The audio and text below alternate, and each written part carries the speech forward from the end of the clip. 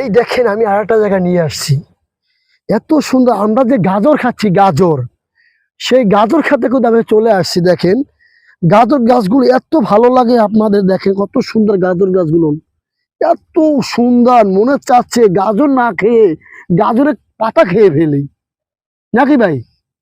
কি সুন্দর, এত সুন্দর গাছগুলো, এত সুন্দর, মানে আবহাওয়া খুব দারুণ, খুব দারুণ। দেখেন আমি গাজর ক্ষেতের ভিতরে আমি হাঁটতে আছি, দেখেন আপনারা, ঠিক আছে? আমি এবার একটু নিয়ে যাবো আর একটু পাতাকপি। এই দেখেন আমি এবার একটু পাতাকপি গাছের মধ্যে ঢুকে যাব। এই দেখেন, দেখতে পাচ্ছেন আপনারা কত সুন্দর, দেখেন কত সুন্দর।